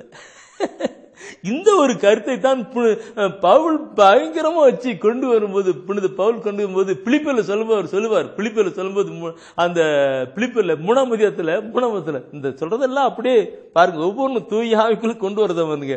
புனித பவுல் பிலிப்பியர் 3:3 சொல்லுவார். என்ன சொல்லுவாருனாக்க, கடவுளின் ஆவிக்குரிய வழிபட்டு கிறிஸ்து இயேசுவை பெரியப்படுத்தும் நீங்களே உண்மையான விருத்த சேசனம் செய்து சொல்லுவாரு. உண்மையான கிறிஸ்தானிசம் சொல்லிக் கொடுக்கத்தான் கருத்து. உண்மையான கிறிஸ்தானிசம் கடவுளின் ஆவிக்கேற்ப வெளிப்பட்டு கிறிஸ்து இயேசுவை பெருமைப்படுத்தும் நீங்களே நாமளே ஒவ்வொருவரும் அந்த உண்மையான கிறிஸ்துவானிசம் அந்த விருத்தசனம் செய்து சொல்லப்பட்டிருக்கும். சரியான கருத்து. என் அன்புக்குள்ளே இதை நான் சொல்லுகிற பொழுது எனக்குள் ஒரு பாரம் இருக்கிறது. மக்கள் பரிசுத்த ஆவியானவருக்கு விரோதமாகத்தான் வாழ்ந்து கொண்டிருக்கிறார்கள். தூயான் விரோதமாக வாழ்ந்து கொண்டிருக்கிறார்கள். எப்படி தூயான் நடத்தப்படும் அது சொல்லணும். தூயான் உணர்த்துற நான் செய்தி எப்படி போய் தூயான் உணர்த்துறது தான். நான் என்ன சொல்றேன், தூயான சொல்லிட்டு எனக்கு விரோதமாக மக்கள் வாழ்ந்துகிட்டு இருக்கிறாங்க, அது சொல்லுடான்ட்டு சொல்றேன். பார்க்கணும் பிரியமாவுக்குள்ளே. தூயாவனுக்கு விரோதமாக செயல்படுகிற காரியத்தை பார்க்கும்போது மத்தியில ஆண்டவரா இயேசுக்கு சொல்லுவார். தூயாவனை எப்படி இந்த உயர்த்தி பேசுறாருன்னா அவ்வளவு உயர்த்தி பேசுகிற காரியத்தான். மத்தேயுல 12ஆம் அதிகாரத்திலே 31-32 வசனத்தை பார்க்கும் பொழுது அது இயேசு தூயாவனவரை எப்படி உயர்த்தி பேசுகிறார், அதுக்கு நாம் செயல்பட்டோமா, வாழ்ந்து கொண்டிருக்கிறோமா பார்க்கணும். படிக்கலாம். நான் உங்களுக்கு சொல்லுகிறேன், தூய ஆவிக்கு எதிரான பழிப்புரை மன்னிக்கப்படாது. மக்களுடைய மற்ற பாவங்கள் பழிப்புரைகள் அனைத்தும் மன்னிக்கப்படும். மானிட மகனுக்கு எதிராக ஏதாவது ஒரு வார்த்தை சொல்லிவிட்டவரும் மன்னிக்கப்படுவார். ஆனால் தூய ஆவிக்கு எதிராக பேசுகிறவர்கள் இம்மையிலும் மறுமையிலும் மன்னிப்பு பெறமாட்டார். இம்மையிலும் மன்னிக்கப்பட மாட்டான்னு சொல்லுவீங்க. பாருங்க, ஏன் அவர் அப்படி சொன்னார்? இயேசு ஆண்டவர் வந்தார், அவர் முடிச்சிட்டாரு, அடுத்து போயிட்டார். தந்தை வந்துட்டு நம்மோடு கூட இருந்து நமக்குள் இருந்து நம்மை அப்படியே வழிநடத்துகிறது தான் தூய ஆவியானவர். இந்த கடைசி நாட்கள் வரை வழிநடத்துகிறது தான் அந்த ஆவியானவர். அவரை சொல்லக்கூடாது. அது கடவுளை, அவர் சொன்ன கடவுளை சொல்லுகிறதுக்காகத்தான். இன்னைக்கு நிறைய மக்கள் விரோதம் பேசுறாங்க. பரிசுத்தாவை பத்தி எப்படி பேசுறான்னு சொல்லி தூய ஆவியிலே விழுந்துக்கும். அது விண்மையிலும் மறுமையிலும் மன்னிக்கப்படாத மாட்டாதுன்னு சொல்லுகிற பொழுது அவர் மத்தியில் அப்படி சொல்லுவாரு. மார்க்ல சொல்லும் போது அவர் சொல்லுவாரு. அந்த மார்க்ல அதே கருத்து தான் அங்கே மார்க்ல 3ஆம் அதிகாரத்துல 28-29 வசனம் நீ பார்ப்பீங்க. அதுல சொல்லப்பட்டிருக்கும் தீராத பாவத்திற்கு ஆளாவரும். தீராத பாவத்திற்கு சொல்றேன். அந்த கடைசி வார்த்தை தீராத பாவத்திற்கு ஆளாவும் சொல்லப்பட்டிருக்கு. என் அன்புக்குரியவர்களே, கொண்டு வாங்க பார்க்கணும். இன்னைக்கு பரிசுத்த அந்த எதுக்குறனாக்க இந்த வசனத்தை நான் சொல்லுகிற பொழுதெல்லாம் நிறைய சொல்லி கண்டு வரணும். நிறைய சாலபலிக்கும் பரிசுத்த ஆவியானவர் நம்முடைய உள்ளத்தில் பரிசுத்தாவை பெற்றிருக்கிற அநேகர் கூட பரிசுத்தாவை அறியாதவங்களும் சொல்லிட்டு இருக்காங்க. பரிசுத்தாவை பெற்றிருக்கிறவங்க கூட சில பேர் தப்புமா தவறாக இருக்காங்க. நல்லா சொல்லும்போது எனக்கு பெருமைக்கல, என்னோடு கூட இருக்கிற சகோதரி சொல்லும்போது சொல்லுவேன். பரிசுத்த ஆவியார் என்ன சொல்றாரோ அது கீழ்ப்படிங்க. என்ன செய்ய சொல்றாரு அது அது பரிசுத்தமா இருக்கும், அது உண்மையா இருக்கும், அது நீதியா இருக்கும், அது நேர்மையா இருக்கும். மற்றதெல்லாம் தவறு. அவரிடமிருந்து ஒரு அனைத்துமே உண்மைக்குரிய காரியமா இருக்குன்னு சொல்லிக் கொடுப்பேன். நானும் அதுக்காக நான் ஆண்டவரை உம்முடைய ஆவினாலே வழிநடத்துங்க அப்பா, அவனும் வாய் நடத்துங்க சொல்லிக் கொடுப்பேன். பிரியமானவர்களே, இப்படி நான் பார்க்கிற பொழுது நான் ஒரு சொல்லணும் இருக்கு. பெந்தகோஸ்துக்கு பின்னாடி, பெந்தகோஸ்தின் பரிசுத்த பெற்ற பின்னாடி பேதுரு எல்லார் மக்களுக்கும் அந்த பரிசு, எல்லா மக்களும் பரிசு பெற்றிருக்கிறாங்க. பேதுரு மக்கள் வழிநடத்திருக்கிறாங்க. அப்போ அனனியா சபிரா என்ற 2 பேர் இருக்கிறாங்க, கணவன் மனைவி 2 பேர் இருக்காங்க. அவர்களும் பரிசுத்தா பெற்றுக்கிட்டு வந்தாங்க, அவங்களும் பரிசுத்தா பெற்றுக்கிட்டாங்க, எல்லாரும் பரிசுத்தா பெற்று அவங்களும் பெற்றுருக்காங்க. அப்போ எல்லாத்தையும் வித்து எல்லாம் கொண்டாந்து ஒரு இடத்துல கொடுத்து நாம் பொதுநிலை செயல்படுத்தணும்னு சொல்லி கொடுக்குறாங்க. அப்போ அனனியாவும் சபிராவும் தப்பா பேசுறாங்க, எப்படி ஏமாத்திடுறாங்க. அப்போ பேதுரு கேட்கிற ஒரு கேள்வி இருக்கும், என்னன்னாக்க திருத்தூர் பணியில 5ல் 3வது வசனம் படிச்சு பார்த்தா அருமையான ஒரு சொல்லப்பட்டிருக்கான். அவர் சொல்லுவாரு, அந்த பேதுரு சொல்லுவாரு, தூய ஆவியாரிடம் பொய் சொல்லும்படி சாத்தான் உன் உள்ளத்தில் ஆட்கொண்டதுன்னு சொல்லுவார். பாருங்க, தூய ஆவியாரிடம் பொய் சொல்ல சாத்தான் உங்களை ஆட்கொண்டு சொல்லிக்கிட்டு பாருங்க. பார்க்கணும், இன்னைக்கு நிறைய இடத்துல இருந்துக்கும் அப்படி தூயாவை சொல்ற மாதிரி சென்று இருப்பாங்க, கடவுளுடைய பிள்ளைகளாக இருக்கணும். சரி, இதை சொல்லுகிற பொழுது வேற ஒரு கருத்தை நான் சொல்லி நான் ஜெபத்துக்குள்ள கொண்டு போகலான்னு நினைக்கிறேன். ஒரே ஒரு வசனம் தயவுசெய்து எல்லாரும் எடுங்க.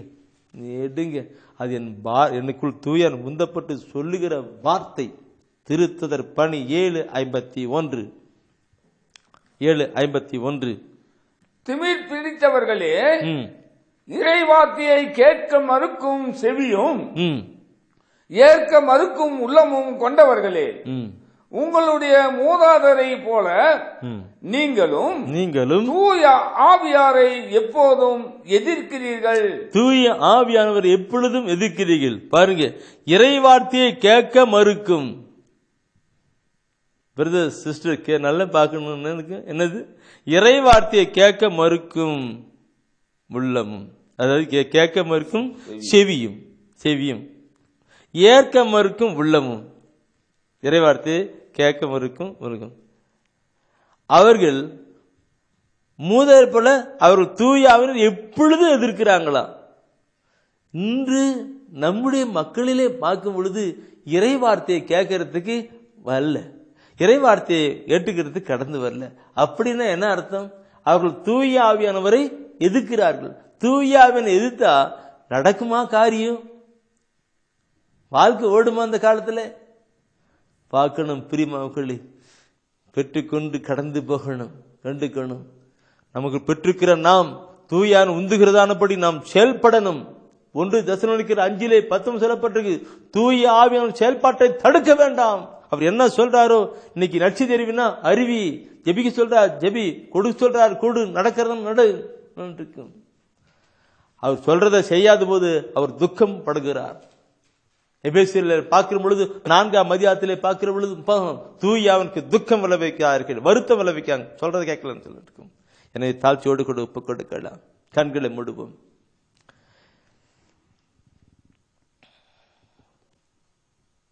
எங்களுக்குள்ளே வாசம் செய்யும் ஆவியானவரே, இந்நாளிலும் சித்தம் போல் நடத்தி சொல்லும் ஐயா. எல்லாம் ஒப்பு கொடுங்க. இனி நம்ம பரிசுத்தாவி நடத்தணும். எங்களுக்குள்ளே வாசம் செய்யும் ஆவியானவரே, இந்நாளிலும் சித்தம் போல் நடத்தி செல்லும் ஐயா. ஆவியானவரே, பரிசுத்த ஆவியானவரே,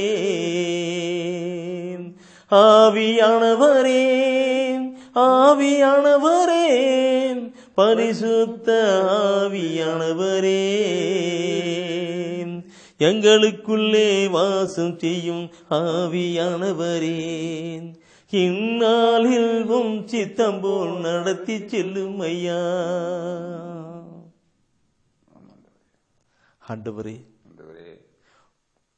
உம்முடைய ஆவினால் எங்களை நடப்பித்து உம்முடைய அன்பு பிள்ளைகளாக இருக்க கிருபை செய்யும். உம்முடைய பிள்ளைகளாக இருக்க கிருபை செய்யும். நீர் எங்களை வழிநடத்துகிற பொழுது என் ஆண்டவர் என்னோடு கூட இருக்கிறார், என் ஆண்டவர் என்னோடு கூட இருக்கிறார் என்கிறதை உள்ளத்திலே உணர்ந்து தைரியமாக எதையும் செய்ய செயல்படுத்த கிருபை செய்யும்.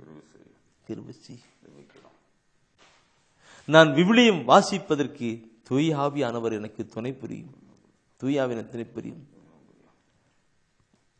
ஆழமான கருத்துக்களையும் உள்ளடங்கிய கருத்துக்களையும் நான் புரிந்து கடந்து வர எனக்கு தூய ஆவி நடத்தும். அதே போல ஆண்டவர் ஜெபிக்கிறதுக்கு உங்களுடைய தூய ஆவியை தாங்க ஆண்டவரே. உள்ளத்தில் 1008 பிரச்சனைகள் போராட்டம் இருக்கிற பொழுது இது உலகப்புறமான நிலையிலே ஜெபிக்காமல், உதட்டில் ஜெபிக்காமல், உள்ளத்தின் ஆழத்திலிருந்து ஜெபித்து முக்கிய தந்தையாம் கடவுளே முக்கிய ஏற்ற விதமாய் ஜெபித்து நான் கடந்து வர ஒப்புக் கொடுக்கிறோம். இவை அனைத்திலும் தூய ஆவியானவர் தானே துணை புரியட்டும், துணை புரியட்டும், துணை புரியட்டும். ஒப்புக் கொடுக்கிறோம் ஆண்டவரே. இந்த அருமையான வேளையிலே யாரெல்லாம் தன்னை தாழ்த்தி ஒப்புக் கொடுக்கிறார்களோ, தாகத்தோடு வாஞ்சியோடு கூட ஒப்புக் கொடுத்து ஜெபித்து கொண்டிருக்கிறார்களோ, அவர் ஒவ்வொரு மீதும் தூய ஆவியான செயல்படட்டும். அவர்களையும் அந்த நிலையிலே நடப்பிப்பீராக. கேட்டதோடு மட்டுமல்ல, அவர்கள் கடந்து வரத்தக்கதாக உடைய தூய ஆவியை செயல்படுத்த வேண்டும் என்று ஜெபிக்கிறோம் அப்பா. ஒப்புக் கொடுக்கிறோம் ஆண்டவரே. இந்த வேளையிலே நோயோடு கூட இருக்கிறவர்களுக்காக நாம் ஜெபிக்கிறோம் ஆண்டவரே. வியாதியின் படுக்கையில் இருக்கிறவர்களுக்காக நாம் ஜெபிக்கிறோம் ஆண்டவரே. மருத்துவமனையில் இருப்பவர்களுக்காக நாம் ஜெபிக்கிறோம் ஆண்டவரே. பல மருந்துகளை பயன்படுத்தியும் குணப்பெற முடியாத நிலையில் வாழ்கிற மக்களுக்காக ஜெபிக்கிறோம் ஆண்டவரே. மனம் இறங்குவீராக, மனம் இறங்குவீராக. தெய்வீக மருத்துவமாக்கிற இயேசு கிறிஸ்து உம்முடைய கல்வாரி காயங்களால், உம்முடைய வார்த்தைகளால் அவர்களுக்கு சுகத்தை கொடுப்பீராக, சுகத்தை கொடுப்பீராக. நோக்கி பார்க்கிற பிள்ளைகள், ஆண்டவர் நோக்கி மன்றாடுகிற பிள்ளைகள் விடுதலை பெற்றுக் கொள்ளட்டும். என நீர் அருகிலே இருக்கின்றீர் அப்பா. இருக்கிறதெல்லாம் உடனே இருந்து சொன்னீரே, இப்பொழுது படுக்கையில் இருக்கிறவர்கள் எழும்பட்டும் ஆண்டவரே, எழும்பட்டும் ஆண்டவரே. தெய்வீக மருத்துவரை வெளிப்படுத்தி கொடுப்பீராக. கடன் பிரச்சனையோடு கூட இருக்கிறவர்கள், தொழிலில் நஷ்டப்பட்டு போன மக்களுக்காக நாம் ஜெபிக்கிறோம் ஆண்டவரே. தொழில் நஷ்டப்பட்டு எந்தவித வழிமுறையும் இல்லாமல் வேதனைப்படுகிற உங்களுடைய பிள்ளைகளை கண்ணோக்கி பாரும் ஆண்டவரே. உம்முடைய பிள்ளைகள் அவர்கள், உம்முடைய பிள்ளைகள் அவர்கள் கண்ணீரோடு கூட இருப்பது உமக்கு பிரியமல்லப்பா. மனதிருக்கிற தெய்வமே, அவர்கள் மீது மனதிறங்குவீராக, மனதிறங்குவீராக. அவருடைய கண்ணீரை துடைப்பீராக, அவருடைய வாழ்க்கையின் வழிகளை ஆயத்தப்படுத்திக் கொடுப்பீராக. ஒப்புக் கொடுத்து நாம் ஜெபிக்கிறோம். படித்துவிட்டு வேலை இல்லாத பிள்ளைகளுக்காக நாம் ஜெபிக்கிறோம் ஆண்டவரே. பல வேலைகளை தேடிக்கொண்டு வேலை இல்லாமல் வாழ்ந்து கொண்டிருக்கிற பிள்ளைகளுக்காக ஜெபிக்கிறோம் ஆண்டவரே. அவருடைய உள்ளம் சோர்ந்து போனது ஆண்டவரே. உடல் சோர்ந்து போன அருகிலே இருக்கிற என் தெய்வமே, இப்பொழுதும் அவருடைய வாழ்க்கையை ஆசீர்வதிங்க ஆண்டவரே. திருமண காரியத்தை ஆசீர்வதிங்க. ஒப்புக் கொடுக்கிறோம், ஒப்புக் கொடுக்கிறோம். குழந்தை பாக்கி இல்லாத மக்களுக்காக நான் ஜெபிக்கிறோம் ஆண்டவரே. ஓ ஜீசஸ், அல்லேலூயா. எங்களுக்காக மரித்து, எங்களுக்காக வீழ்த்து, எங்களுக்காக வாழ்ந்து கொண்டிருக்கிற இயேசு கிறிஸ்து மூலம் பிதாவே, ஆமென். அரியே வாழ்க ஆண்டவரும் உடனே, பெண்களிலே நீர் பேரு பெற்றீரும் மகனும் வாழியவே. பரிசுத்த மரியாயே எங்கள் பரமனின் தாயாரே, பாவிகள் எங்களுக்காய் பரமனை மன்றாடும். இப்போதும் நீர் மன்றாடும், எப்போதும் நீர் மன்றாடும். தீமைகள் நெருங்கையிலே பரமனை மன்றாடும். மரணம் வருகையிலே எம்மை தாங்கும் அம்மா.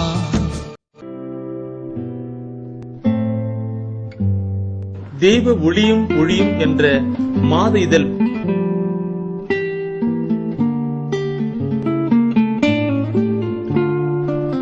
எமது டிவைன் ஊழியத்தின் வழியாக வெளியிடப்படும் தெய்வ ஒளியும் ஒளியும் என்ற மாத இதழ் பெற வேண்டும் என்றால் சரியான முகவரியை அனுப்புங்கள். புத்தகங்கள் அனுப்பி வைக்கின்றோம். எங்கள் ஊழியங்களுக்காக ஜெபியுங்கள். ஆண்டவர் உணர்த்துகின்ற காணிக்கையால் தாங்கள்